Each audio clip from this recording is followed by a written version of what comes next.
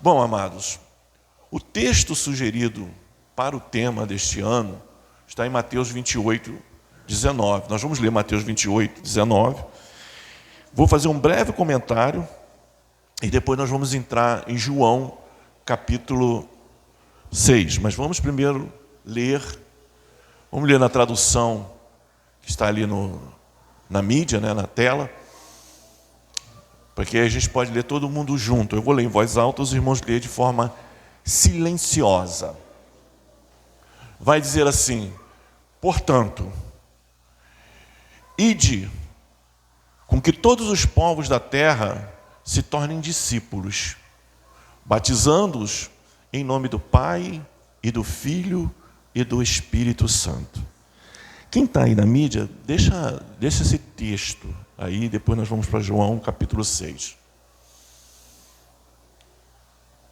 Quando é que Jesus disse isso? Depois que ele preparou os seus discípulos.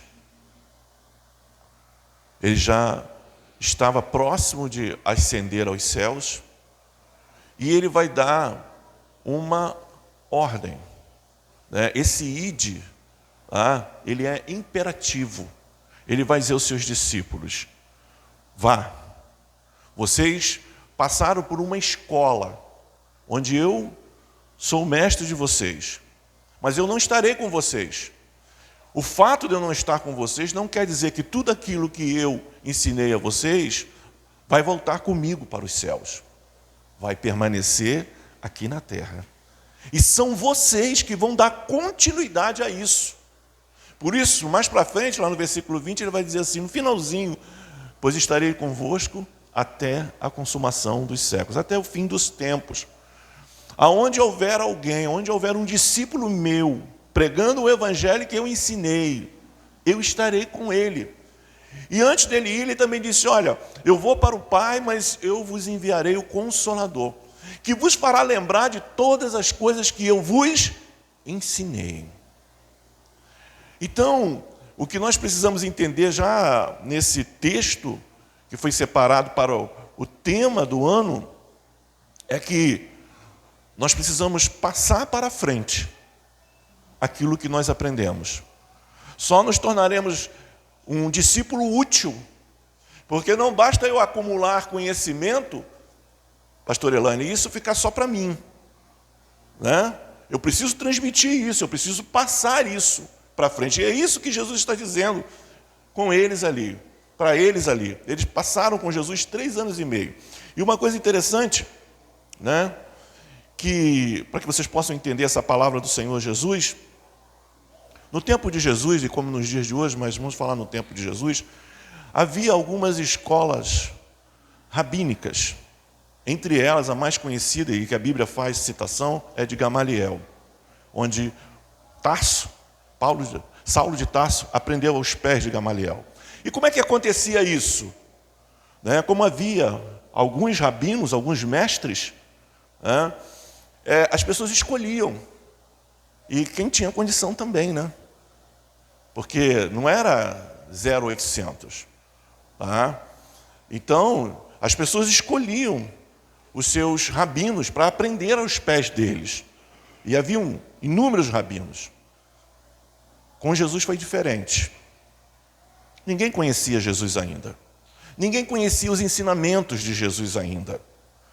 Então Jesus vai começar a escolher os seus discípulos para ensinar a eles uma nova aliança, um novo tempo, o Evangelho, as boas novas. Por isso Jesus vai dizer aos seus discípulos: não foram vocês que me escolheram, fui eu que fui buscar vocês aonde vocês estavam. Alguns pescando, outros colhendo impostos. Foi Jesus que foi buscar eles, e não eles buscarem Jesus. Mas hoje somos nós que escolhemos servir ou não o Senhor Jesus. Por causa de quê? Porque hoje nós conhecemos o Evangelho do Senhor Jesus. Por isso ele disse: ide e fazei discípulos. Agora, eu não preciso dizer quem eu sou, porque vocês já sabem quem eu sou. E vocês vão propagar isso, vocês vão ensinar isso. Quantos estão comigo e pode dizer glória a Deus? Você só é discípulo quando você propaga aquilo que você aprendeu com o seu mestre. E é interessante, já vamos chegar em João capítulo 6, tá? Interessante que os ensinamentos de Jesus eram algo tão inovador, algo tão tremendo, que alguns mestres, né, iam ouvir Jesus. E entre eles a Bíblia faz a citação de Nicodemos, né? Por isso Jesus vai se dirigir a ele dizendo: mas tu também é mestre, e você não consegue entender essas coisas que eu vos digo, né? E Nicodemos fica surpreso com os ensinamentos do Senhor Jesus, porque até então, né, ele era mestre na Torá, ele conhecia as leis de Moisés e também as leis orais, mas ele nunca tinha ouvido os ensinamentos que Jesus estava ensinando. E nós, irmãos, temos a grata satisfação, tá, de poder divulgar, de poder passar como discípulos esse ensinamento. Um ensinamento que realmente transforma as pessoas. Um ensinamento que não fica apenas nas letras, nas palavras, mas muito mais no exemplo. E Jesus vai nos ensinar isso de uma maneira tremenda e maravilhosa. Não apenas ensinando, mas fazendo. Não apenas ensinando, mas dando exemplo. Quando ele falava de amor, ele dava exemplo de amor. Quando ele falava de justiça, ele dava um exemplo de justiça. Eu vou falar sobre esses dois exemplos, amor e justiça. Tá? O maior exemplo de amor, e as pessoas aí fora gostam muito de citar essa passagem, foi daquela mulher que foi pega num ato de adultério. Né? O que eles esperavam de Jesus? Que ele, de alguma forma, viesse se contradizer nos seus ensinamentos. E eles colocam aquela mulher diante do Senhor Jesus e faz a pergunta a ele. Essa mulher foi pega em adultério. E segundo a lei de Moisés, ela deveria ser apedrejada. O Senhor que vem com esse ensinamento novo de amor, o Senhor que vem com esse novo evangelho para nós, o que o Senhor diz a respeito disso? Irmãos, a gente já conhece, né? Porque hoje nós temos esse livro maravilhoso que é a palavra de Deus, o desfecho disso. Mas imagine você vivendo essa situação. Era uma situação nova. Eles já sabiam o que tinham que fazer. Eles não tinham dúvida acerca disso. É a lei, então executa, faz o que tem que ser feito. Não é assim que tem que ser feito? Por que está me perguntando? Qual é o interesse de vocês me perguntarem isso? Porque de alguma forma eles queriam contradizer ao Senhor Jesus. E aí, o Senhor Jesus vai dar aquela resposta tremenda, né? Bom, quem aí não tiver pecado, seja o primeiro a tirar a pedra. E segundo a tradição e segundo a lei, lá, a primeira pessoa que deveria atacar a pedra era o ofendido. Se ela era casada, se ela cometeu adultério, é porque ela era casada. Porque quem não é casado comete fornicação, e quem é casado é adultério. Se ele lançasse a pedra, os demais lançariam. Se ele não lançasse, certamente ninguém lançaria. Mas, né, tanto homem quanto mulher traída quer tacar a pedra, né? É uma questão de honra. E interessante que a palavra dizer que Jesus volta a fazer o que estava fazendo antes e não olha para eles, só dá essa resposta para eles e dizendo assim, ó, eu vou ignorar a atitude de vocês, seja qual for. Mas quem estava presenciando ali, disse que, a começar pelos mais velhos, né, foram soltando as pedras e foram embora. E aí, Jesus se ergue e pergunta à mulher, cadê os seus? Pode falar, cadê os seus? Bom, se os seus acusadores não estão aqui, não vou te acusar. Porque até pela lei precisa de 2 testemunhas, não tem ninguém aqui. Então, eu não vou te acusar. Mas eu vou ser justo com você. Justiça. Não peques mais. Porque você era digna de apedrejamento.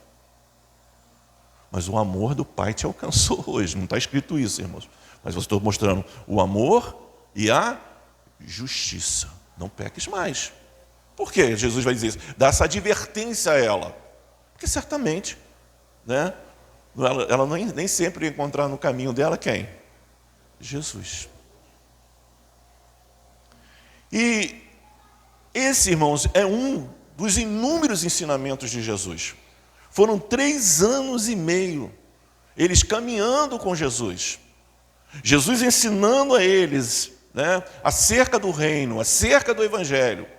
E aí ele chega aí em Mateus capítulo 28 e diz, agora é a vez de vocês. Agora é a vez de vocês passarem para frente tudo aquilo que vocês aprenderam comigo. E por que eu escolhi João capítulo 6? E aí eu vou pedir quem está na mídia, porque eu poderia falar de vários ensinamentos que Jesus deu durante esses 3 anos e meio. Eu citei aqui o caso da mulher, né? Poderia citar o caso dos tributos, né? Outro ensinamento maravilhoso, quando Jesus é indagado acerca se era lícito pagar imposto. Irmãos, quem é que gosta de pagar imposto? Ninguém gosta de pagar imposto. Parece uma redundância, né? Mas não é, né? A gente paga imposto porque somos impostos a isso. Senão a gente não pagaria. Não é verdade, sim ou não? Sim, senão a gente não pagaria. Não, olha que situação. E principalmente, irmãos, quando o imposto é cobrado por um estrangeiro. Né? Roma cobrava imposto do povo conquistado. E eles estavam debaixo, né, do domínio de Roma. Então você imagina, já não gostamos de pagar imposto. E devemos pagar. Estou vendo que está sendo gravado alto. Se paga imposto. Mas, imagine cobrado por alguém de fora. O povo não queria. E mais uma vez, Jesus é provado. Aí ele dá aquela sacada, né, irmãos? Imagina, a gente depois que lê, fala, caramba, Jesus é tremendo mesmo, né? Ele é fora de sério, é fora da curva. Me dá aí uma moeda aí. Eles pegam uma moeda. Diz aqui para mim, de quem é essa esfinge? É de César. Ah, então tá bom. Dai a César e a Deus. Olha que coisa linda, irmãos. Olha que ensinamento.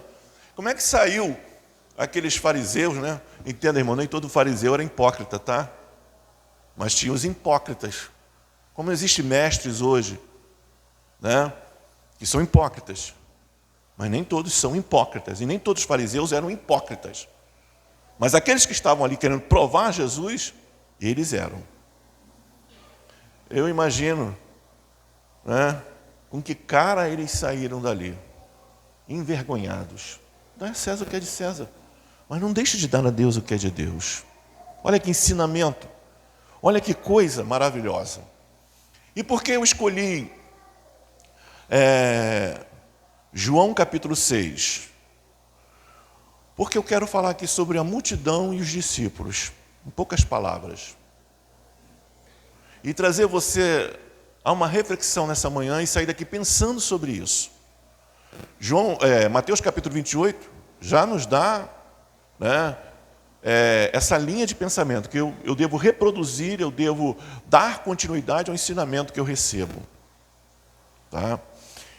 E aonde é que eu estou situado? Eu realmente sou um discípulo ou eu estou entre a multidão? Vamos ler lá em segunda mídia, está na mídia, que a minha tradução é um pouco diferente. Vamos lá. Passando algum tempo, Jesus foi para a outra margem do mar da Galileia, que é o mar de Tiberíades, que é a mesma coisa. Segura aí no versículo 1. Volta no versículo 1. Passando algum tempo. Que tempo é esse, irmãos? Foi logo após a morte de João Batista. Você lê o texto anterior, né? Depois, né, de Jesus lamentar a morte de seu primo, João Batista, ele vai voltar a ensinar novamente. Ele vai voltar novamente, né, a levar as boas novas. Versículo 2. Versículo 2, por favor. Então uma grande multidão seguia. Até então a gente não sabia a quantidade dessa grande multidão. Mais para frente a gente vai saber que essa grande multidão era de 5.000 pessoas. Tá? Mais à frente o texto vai dizer isso. E seguia porque tinham visto os sinais que ele realizava nos enfermos. Preste bem atenção nessa palavra aqui. Eles estavam atrás de sinais. A primeira coisa que você precisa aprender: discípulo não anda atrás de sinais, anda atrás de conhecimento. Tá? Por isso você vai ver muitas igrejas, ditas igrejas, lotadas. Porque ali tem pessoas atrás de sinais, de curas milagrosas. Né? Você vê essas igrejas que trabalham muito com cura. Não estou dizendo que é errado, irmãos. Eu estou dizendo que o povo que vai lá só vai com esse propósito. Ele não tem nenhum vínculo com o seu discipulador. Ele não tem nenhum vínculo com a comunidade. Ele até diz que é, mas ele não tem vínculo, ele não tem comunhão. Tá ok? Então, a multidão, ela não tem comunhão, ela não tem vínculo.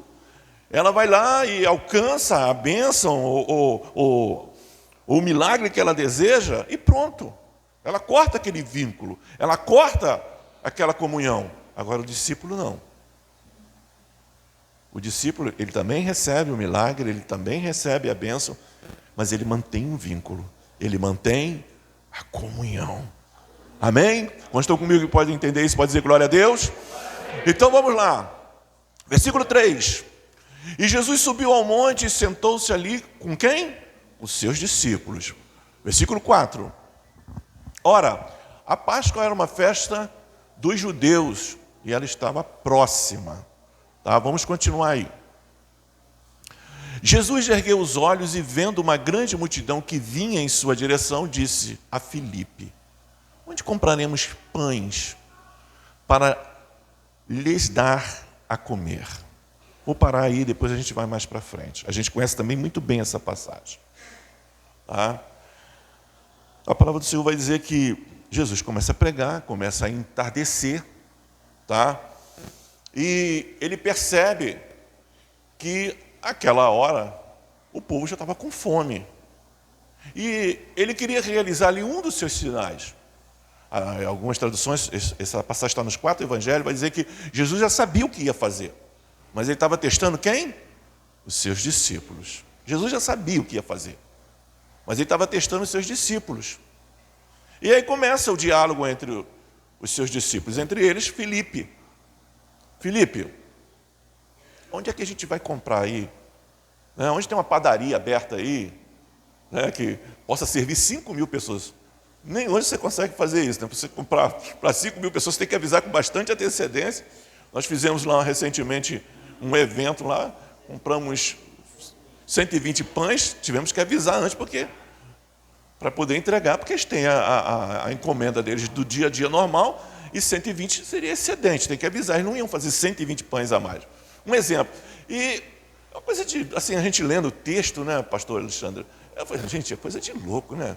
Onde vai achar uma padaria aberta agora para 5.000 pessoas, gente? Né? Depois a gente vai descobrir que é 5.000, até então não sabíamos. E nem eles sabiam que era tudo isso. Quando é que eles vão saber? Quando eles começam a organizar as coisas. Bota um monte de 50, um monte de 20, um monte de 30, um monte de 10, até 5. Naturalmente. Né? Eu não sei aqui. Eu vou falar, o Daniel deve lembrar. Mas lá na igreja tinha um obreiro que ele chegava no final do culto: pastor, hoje teve 180 pessoas no culto. Para ele saber isso, ele contava. Né? Hoje teve 130. Oi, pastor, hoje teve 200 pessoas no culto. Eu falei, caramba, você conseguiu contar? Sabe de que eu estou falando, né, Daniel?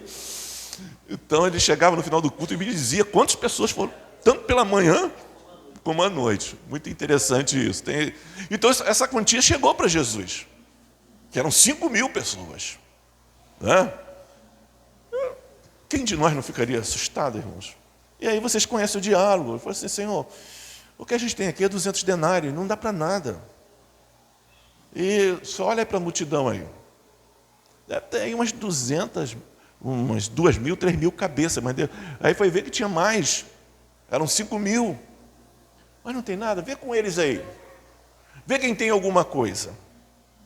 Você sempre tem alguma coisa. Diga comigo, eu sempre terei alguma coisa.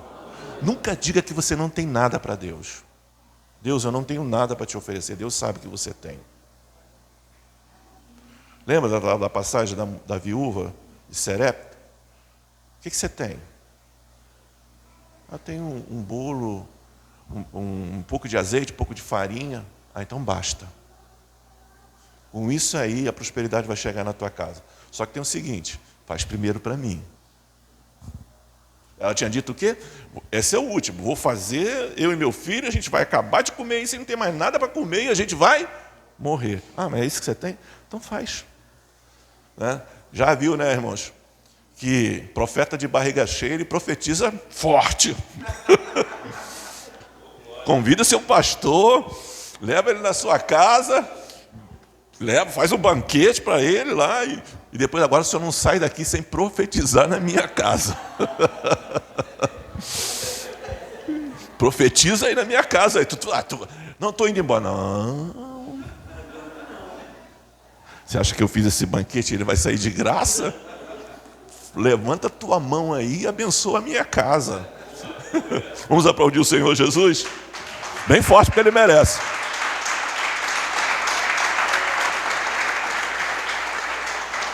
Vamos voltar para cá. E aí apareceu aquele menino, né, irmãos? Fala que era um menino, mas era um rapaz. Com poucos peixes e poucos pães. Bastou. E aí Jesus vai nos dar um outro ensinamento de organização. Irmãos, olha que ensinamento maravilhoso de Jesus. O trabalho de organizar é nosso. O milagre só Jesus faz. Muitas vezes a gente quer que Jesus faça milagre na nossa vida, com a nossa vida toda desorganizada. Organiza a tua vida primeiro. E Jesus vai fazer um milagre. Isso é em todas as áreas, irmãos. Sentimental, financeira. Né? Tem gente que não vai acontecer milagre na vida financeira dele nunca. Porque ele não sabe organizar a sua vida financeira. Por que Jesus deu aquele que enterrou um talento àquele que tinha mais? 5. Porque aquele que tinha mais sabia lidar com mais. Então dá o que tem 1 para aquele que tinha 5 e que fez 10. Porque ele sabe organizar. Porque até o que você tem será tirado. Você não sabe organizar. Aí Jesus manda organizar. Traz aí o peixe e traz os pães. Olha o outro ensinamento que Jesus nos dá aqui nessa passagem. Ele pega o pão, levanta e dá graça. Se você quer que as coisas multipliquem na sua vida, aprenda com Jesus. Dá graça pelo que você já tem. Onde estão comigo? Dá graça pelo que você já tem. Teu salário é pouco? Dá graça por ele. Amanhã ele pode se multiplicar. É só você se organizar. Está me entendendo? Seja fiel, seja um dizimista fiel, seja um ofertante fiel. Dá graça pelo que você já tem, porque se você amaldiçoa o que você tem porque você acha que é pouco, vai continuar sendo pouco. Mas Jesus não. Jesus dá graça. Depois que ele dá graça, o que começa a acontecer? Multiplicar. Diga comigo, depois de dar graça, vem a multiplicação. Senhor, aqui está meu salário, eu não sei o que eu vou fazer com ele, mas eu te dou graça. Eu te dou graça, porque eu tenho esse salário. Não é amaldiçoar, não é dizer coisa de miserável. A gente que amaldiçoa. Pelo contrário, faça como Jesus, dá graça. E aí a gente conhece o desfecho. Ele alimenta toda a multidão. E a palavra do Senhor diz que sobraram quantos cestos? Os bons de Bíblia aí, sobraram quantos cestos? 12 cestos. E a Bíblia vai dizer que os cestos estavam cheios. Depois de servir a quantas pessoas? 5.000. Gente, que coisa extraordinária, sim ou não? Pode dizer um sim mais alto? Sim ou não? Sim! Que coisa maravilhosa! Interessante, por que é 12? 12 cestos. Porque cada um dos discípulos tinha um cesto. Eu não sei quantas pessoas tem aqui, porque ninguém contou. Mas Deus tem um cesto para cada um. Você pode dizer glória a Deus? Você pode sair com o seu cesto vazio ou com o seu cesto cheio. Ou se você não trouxe, você vai sair com a mão vazia mesmo. Eles tinham cesto para levar. E aí começa a cair a tarde. O que Jesus faz? Nós temos uma obra lá do outro lado, em Cafarnaum. Vocês vão, eu estou cansado, porque quem é pregador sabe, quem está sempre pregando. Depois de uma pregação a gente fica exausto, cansado. É duas coisas que dá na gente, não sei em você, pastor, mas em mim é cansaço e fome. Porque isso desprende muita energia. Parece que é fácil, mas não é. Porque para trazer o que eu estou trazendo aqui para vocês, eu já estou preparando há muito tempo. Já estou orando há muito tempo. Então aqui é o ápice de toda preparação. É onde a gente vai levar a palavra. Mas o preparo, ele vem bem antes. Aqueles que têm compromisso com a palavra. E Jesus vai orar. E o que acontece? Aí os discípulos vão presenciar outra coisa maravilhosa, que a multidão não presenciou. Só discípulos podem presenciar essas coisas. Vamos lá mais para frente, capítulo 6, quando Jesus, versículo 17, 16, bota no 16, versículo 16. Ao anoitecer, seus discípulos desceram para o mar. Vamos lá, 17. Entraram num barco e passaram para o outro lado, rumo aonde? Cafarnaum. Já estava escuro e Jesus ainda não havia chegado até eles. Vamos lá. O mar agitava-se devido ao forte vento que soprava. Pode continuar. Quando eles haviam remado uns 25 ou 30 estádios, viram Jesus se aproximando-se do barco, andando sobre o mar, e eles ficaram amedrontados. Irmãos, a gente precisa ler o texto e imaginar, o cenário. O cenário daquela época não era o cenário de hoje. Quem já viajou em cruzeiro, ou quem já em embarcações em alto mar, sabe que é uma escuridão. Se a lua não estiver cheia, clareando o mar, é um breu fora de sério. E era assim que se encontrava, porque na época não tinha a iluminação que tem hoje. Ok? E o cenário era esse, era de um mar agitado. Para o mar estar agitado, estava ventando muito, chovendo, no mínimo. E eles conseguem avistar quem? Jesus. Imagina esse avistamento. Não era OVNI não, tá, irmãos? Mas esse avistamento. Porque no barco deles não tinha lanterna. Não tinha a luz que temos hoje, que pode jogar um canhão de luz e você vê a 10, 15, 20 metros. Não tinha. Como eles enxergaram Jesus ali? Como é que eles viram Jesus? Na verdade, o texto vai dizer que eles não conseguiram identificar Jesus. Eles achavam que era o quê? Eles achavam que era o quê?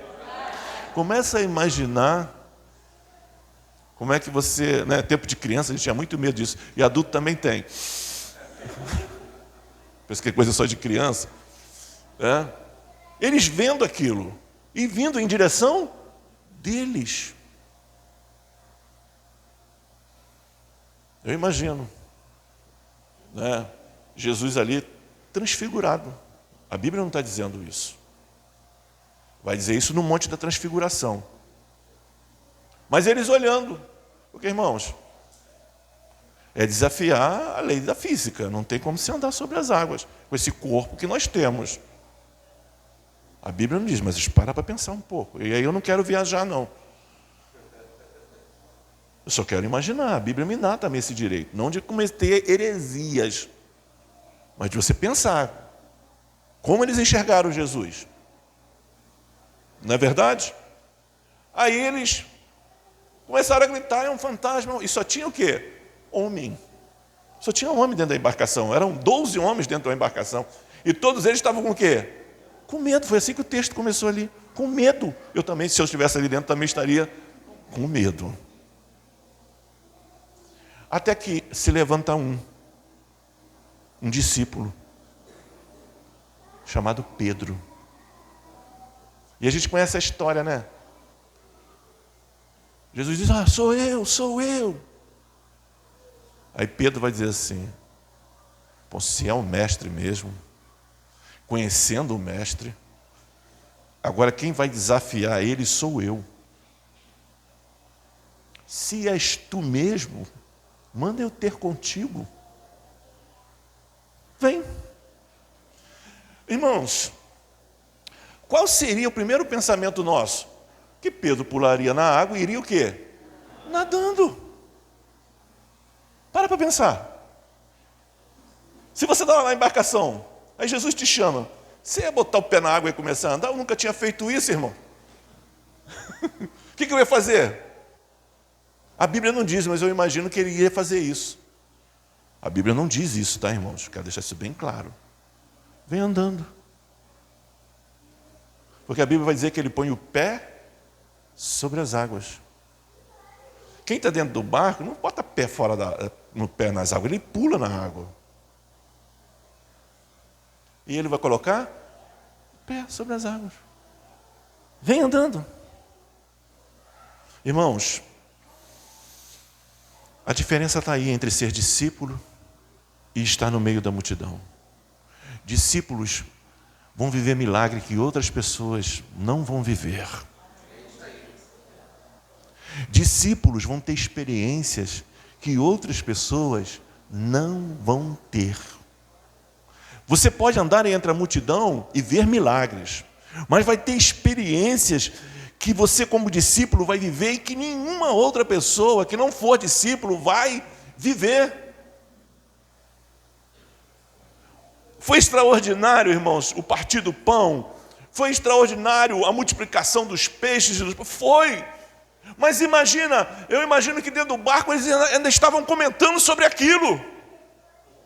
A conversa deles, eu imagino que seja, rapaz, olha aqui os cestos estão cheios. Como é que é isso? Ele é filho de Deus mesmo. E de repente, Jesus aparece, andando sobre as águas. Eles ainda estavam extasiados. Imagina, irmãos, eles ainda estavam, eu estaria, extasiado ainda com o primeiro milagre que eles presenciaram, pouco tempo atrás. E daqui a pouco vem Jesus andando sobre as águas. Se não é bom no coração, até infarta, irmão. É ou não é? Sim. Milagres que só os discípulos vão viver. Experiências que só os discípulos vão viver. Experiência que só quem tem comunhão vão viver. Aí você decide se você quer estar entre a multidão ou quer ser um discípulo. Quantos aqui nesta manhã querem ser discípulos? Então se prepare para ter experiências que ninguém mais vai ter. Se prepare para ver coisas que outras pessoas não verão, só você vai ver. Ou quem estiver caminhando com você. Isso é maravilhoso. Mas vamos mais para frente. Versículo 20. Mas ele tranquilizou, dizendo, sou eu, não temas. Pode passar mais para frente. Deixa eu ver onde você vai parar para mim aí. Versículo... lá perto do... Jesus vai dizer que... portanto, Jesus está quem Ok. Vai lá no versículo 60. Versículo 60. Vai lá no 60. Volta um pouquinho então. Volta para mim no 58. 58. Por que Jesus vai dizer isso, irmãos? Este é o pão que desceu do céu, de modo algum comparável ao maná comido por vossos pais, que agora estão mortos. E aquele que comer deste pão viverá para sempre. A multidão, preste bem atenção. A multidão deu um jeito de encontrar Jesus novamente. E Jesus vê aquele povo, imagina, irmãos. Vocês acham que foi fácil para Jesus realizar aquele milagre? Não foi, não. Tanto que quando ele termina o milagre, ele não vai com seus discípulos. Ele vai para o monte orar sozinho. Tem um momento com Deus sozinho. Ok? Ele precisava de um momento dele. Tá? É muito bom a gente estar aqui em comunhão, é muito bom e nós precisamos estar juntos, mas tem um momento que você precisa estar sozinho com Deus. Seja no seu quarto, seja na sua varanda, onde você puder estar sozinho com Deus. Pois Jesus fazia isso. Ele deixava os seus discípulos e ficava sozinho. E naquela época, né, o lugar mais apropriado eram os montes. Aqui não dá para você ficar sozinho nos montes. Né? Esquece. Eu já não subo a monte há muito tempo. Não é porque eu não gostava de subir aos montes. É porque hoje você não consegue ficar sozinho. Experiência de monte não dá mais. Não no tempo de hoje. Para mim não dá, porque você não consegue ficar sozinho. É o que você quer ficar sozinho. Tá ok? Então, Jesus vai dizer isso para eles. Fazendo esse discurso. Por quê? Porque a multidão veio atrás de Jesus. E Jesus vai dar uma reprimenda na multidão. E quem estava entre a multidão? Os discípulos. E qual foi a reprimenda que Jesus vai dar na multidão? Eu sei por que vocês estão atrás de mim. Vocês não estão atrás de mim pelo ensinamento que eu dou a vocês. Vocês estão atrás de mim pelo pão que eu dei para vocês. Mas esse pão, ele perece. E aí Jesus começa esse discurso, esse ensinamento.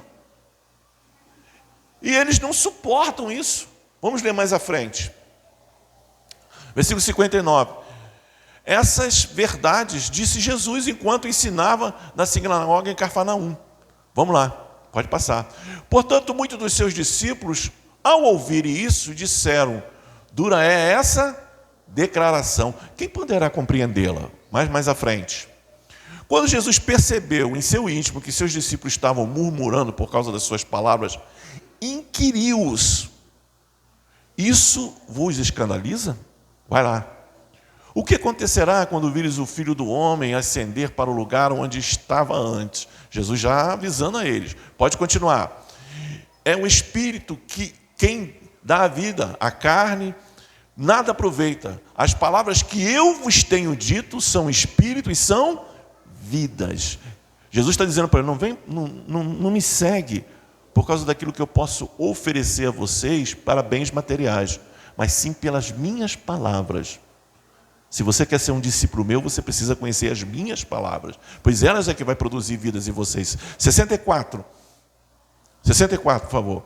Entretanto, existe algum de vós que não creem, pois Jesus sabia do princípio quais eram os que não criam e o que iria trair. 65, e continuou: e por isso que eu vos tenho dito que ninguém pode vir a mim senão, a não ser que isso lhe seja concedido pelo meu Pai. Vamos lá, vamos chegar onde a gente quer. Daquele momento em diante, muitos dos seus discípulos recuaram e não mais andaram com eles. Quem eram esses muitos discípulos? A multidão. Vamos lá mais à frente. Então Jesus interpelou aos 12, é aí que eu quero chegar. Mas eu precisava falar deles antes, da multidão. Vós também desejais ir embora? Irmãos, nós, enquanto ser humano,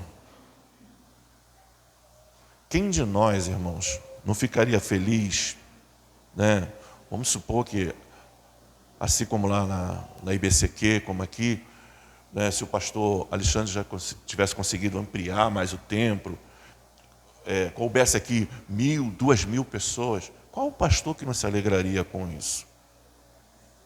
Qualquer um de nós, mas seria hipocrisia da minha parte dizer que não. Tá? Mas Jesus tinha uma outra visão. Jesus não queria multidões. Jesus queria discípulos. E quando a multidão começou a ir embora, Jesus não mudou o discurso dele para agradar a multidão. O problema é que nós, quando falo nós, falo os líderes, muitas vezes queremos mudar algo para que se encaixe para a multidão. Jesus não mudou, tá, a retórica dele. Ele não mudou a exposição da palavra dele, dizendo assim, não é bem isso que eu quis dizer. Eu não estou dizendo que vocês são uma cambada de interesseiro. Em outras palavras. Não é isso. Eu não estou querendo dizer que vocês vieram atrás de mim por causa dos sinais que eu faço. Não, vocês estão atrás de mim, na verdade, por causa do meu ensinamento, mas não era verdade, irmãos. E eu sei que muitas vezes as pessoas têm dificuldade de receber esse evangelho porque não querem enfrentar a realidade, a verdade. E é quando nós somos confrontados, irmãos, é que a gente para pensar. Porque quando nós só somos elogiados, a gente acha que está tudo certo, está tudo bem. E às vezes não é assim. E aí Jesus vai testar a fidelidade deles. Se realmente eles ainda estavam entre a multidão, ou se eles realmente queriam seguir com Jesus. E Jesus vai perguntar a eles, e vocês? Eu imagino ele olhando para os 12, porque só ficou os 12. Né? Eu imagino que, voltando lá no Antigo Testamento, quando Deus disse para Gedeão, Gedeão, você tem 32 mil aí, né? Mas nem todo mundo está contigo. Você tem aí uma turma aí que são medrosos e são covardes. Então, aos covardes e medrosos, você pede eles para sair da fileira. E eles sabem a surpresa que Gedeão teve. De uma pancada só saiu 22 mil.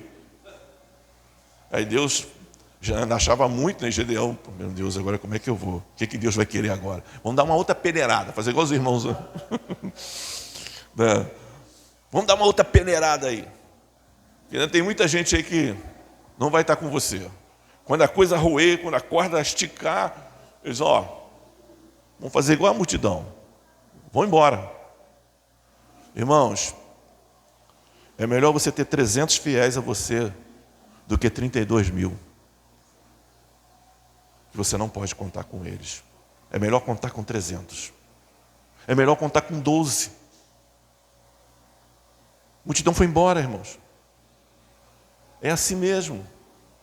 E às vezes a gente, enquanto pastores, a gente fica preocupado, que a gente não quer que as pessoas saiam do aprisco ou vá embora. Mas a gente precisa lembrar uma coisa, pastor Alexandre, a gente não é dono das ovelhas. Se o Senhor mandou te falar, fala. Claro, aquilo que o Senhor mandou falar, não fala aquilo que o Senhor não mandou falar.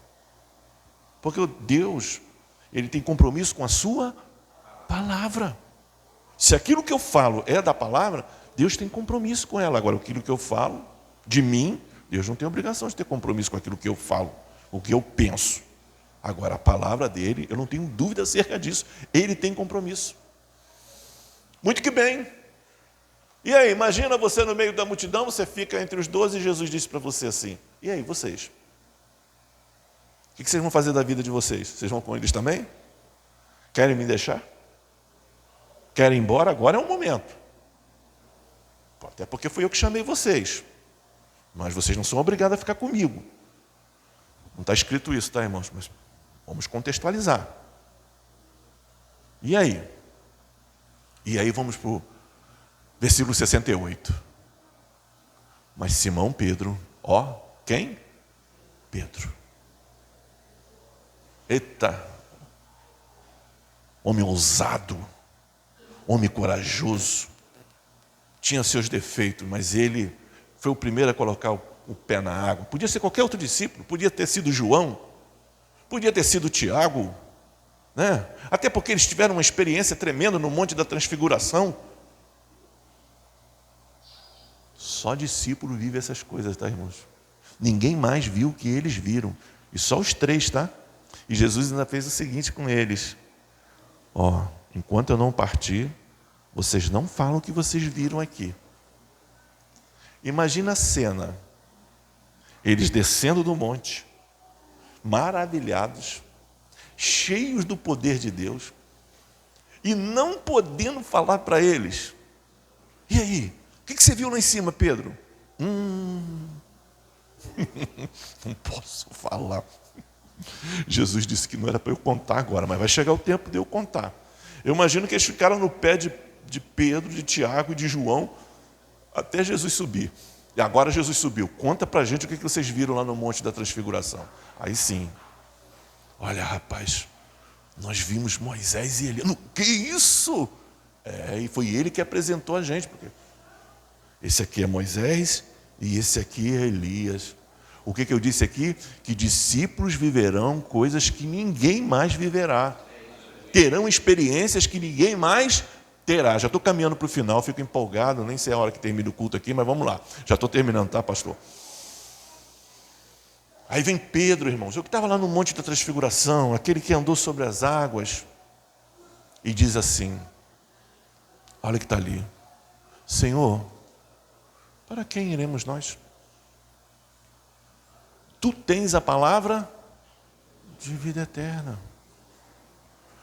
Discípulo, irmãos, ele ouve e permanece. Discípulo, ele é confrontado e permanece. Agora, aquele que não é discípulo, aquele que está entre a multidão, no primeiro confronto que ele tiver, ou na primeira vez que ele for chamado a atenção para melhorar, ele quer ir embora. E aí, aos anos do meu ministério, eu fui aprendendo isso. Esse ano eu faço 29 anos de pastoreio. Tem pessoas que querem ir embora. Eu não gostaria que você fosse. Não vou te segurar. Jesus não segurou a multidão, irmãos. Vai ser eu que vou segurar? Não caia nessa ilusão. Tem muitos pastores caindo nessa ilusão. Não caia. Só vai ficar quem é discípulo. João vai dizer isso, estava no meio de nós, mas não era um de nós. É duro esse discurso? Quem é que fez esse discurso? João, o apóstolo do amor. Dizendo, olha, estava entre nós, mas não era um de nós. Por quê? Porque não era discípulo. Então eu finalizo aqui. Não esteja entre a multidão. Seja um discípulo. Porque só discípulos vão viver experiências que ninguém mais viverá. Convido essa linda igreja a ficar de pé. Vamos ficar de pé.